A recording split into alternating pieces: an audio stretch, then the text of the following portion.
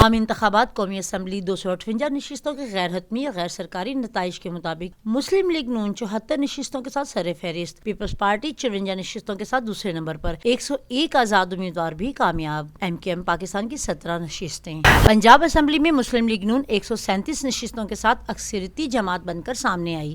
Sindh assembly میں Peoples party 84 نشستیں لے کر سر فہرست۔ ایم کیو ایم پاکستان کے 28، جماعت اسلامی اور جی ڈی اے کے 2 اور 13 آزاد امیدوار کامیاب۔ خیبر پختونخوا میں 90 آزاد امیدوار کامیاب۔ بلوچستان اسمبلی میں پاکستان پیپلز پارٹی 11، مسلم لیگ نون 9 اور جے یو آئی پاکستان کے 9 امیدوار کامیاب۔ مسلم لیگ نون میں آزاد امیدواروں کی شمولیت کا سلسلہ جاری۔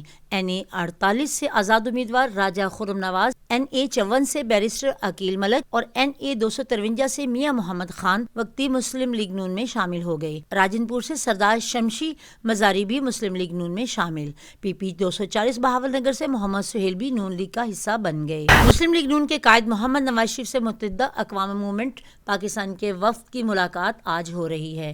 وفد کی سربراہی ڈاکٹر خالد مقبول صدیقی کریں گے۔ وفد کے درمیان حکومت سازی اور موجودہ سیاسی صورتحال پر بات چیت ہوگی۔ الیکشن کمیشن کا این اے 88 خوشاب 2 کے 26 polling station, P S 18 Ghotki 1 کے 2، پی کے 90 کوہاٹ 1 کے 25 پولنگ اسٹیشنز میں دوبارہ پولنگ کا حکم۔ پولنگ میٹیریل چھینے جانے یا ظاہر کیے جانے کے باعث متعلقہ پولنگ اسٹیشنز میں 15 فروری کو دوبارہ پولنگ ہوگی۔ الیکشن کمیشن کوئٹہ اہم انتخابات کے انعقاد کروا کر حکومت نے ملک دشمن طاقتوں کو پاکستان کو جمہوریت سے دور رکھنے کا ایجنڈا ناکام بنا دیا۔ کوئٹہ تاریخی کامیابی پر قوم اور پاک فوج، police, paramilitary forces, election commission انتظامیہ اور تمام ادارے مبارکباد کے مستحق ہیں۔ نگران وزیر اطلاعات بلوچستان۔ نہتے فلسطینی کے خلاف اسرائیلی فوج کی ظالمانہ کارروائیاں جاری۔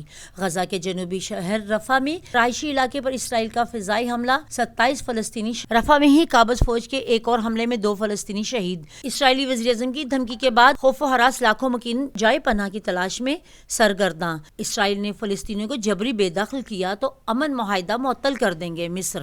کشمیری رہنما مقبول بٹ کی شہادت کو 40 سال مکمل۔ 11 فروری 1984 کو بھارتی حکومت نے انصاف کا قتل عام کرتے ہوئے کشمیری رہنما مقبول بٹ کو تہار پھانسی دی تھی۔ حریت رہنما محمد مقبول بٹ کے یوم شہادت پر آج مقبوضہ وادی میں مکمل ہڑتال ہوگی۔ مودی کے بھارت میں مساجد نظر آتش، ایک بار پھر مسلمان مودی سرکار کے نشانے پر۔ ہریانہ میں مذہبی جھڑپوں میں مسجد کو آگ لگا دی گئی۔ امام مسجد جاں بحق ہلدوانی میں بی جے پی کے گنڈوں نے مسجد کو غیر قانونی طور پر تعمیر شدہ قرار دیتے ہوئے نظر آتش کر دیا۔ مودی سرکار کی فرقہ وارانہ تشدد کی آگ میں 2 افراد ہلاک، 100 سے زائد زخمی۔ علاقے میں جلاؤ، گھیراؤ اور پتھراؤ اور متعدد گاڑیاں بھی نظر آتش۔ نارکوٹک سپورٹس ملک سے منشیات کے خاتمے کے لیے اینٹی نارکوٹک فورسز کی بستی میں کارروائی۔ 852 کلو گرام سے زائد چرس برآمد ہونے والی چرس اونٹوں کے ذریعے بیرون ملک اسمگل کی جا رہی تھی۔ ممتاز اداکار قاضی واجد کو مداحوں سے بچھڑے 6 برس بیت گئے۔ پاکستان ٹیلی ویژن کے بے شمار ڈراموں کے علاوہ فلموں اور تھیٹر میں بھی کام کیا۔ دھوپ کنارے، خدا کی بستی اور تنہائیاں ان کے مشہور ڈراموں میں شامل تھے۔ انہیں صدارتی تمغہ برائے حسن کارکردگی سے بھی نوازا گیا۔ انتظار کی گھڑیاں ختم ہونے کو ہیں۔ پاکستان میں کرکٹ کا بڑا میلہ سجنے کو تیار۔ پی ایس ایل اے کے 9ویں ایڈیشن کے آغاز میں چند روز باقی ٹیموں نے بھی کمر کس لی۔ دفاعی چیمپئن لاہور قلندرز پشاور زلمی کے ٹریننگ سیشنز غیر ملکی کرکٹر آئندہ ہفتے پاکستان کا رخ کریں گے۔ ایونٹ کا آغاز 17 فروری کو ہوگا۔ افتتاحی میچ میں لاہور قلندر اسلام آباد یونائیٹڈ کی ٹیمیں لاہور میں مد مقابل ہوں گی۔ اور قطر کا ایجنٹ کپ ٹائٹل کا کامیابی سیلفا ایجنٹ فٹ بال ٹورنامنٹ کے فائنل میں اردن کو 1 کے مقابلے میں 3 گول سے ہرا دیا۔ فاتحہ ٹیم کی جانب سے تینوں گول اکرم نے کیے۔ اکرم 8 گولز کے ساتھ ٹاپ گول سکور رہے۔ فاتحہ چین کے کھلاڑیوں کی ٹرافی کے ہمراہ وکٹری بریڈ۔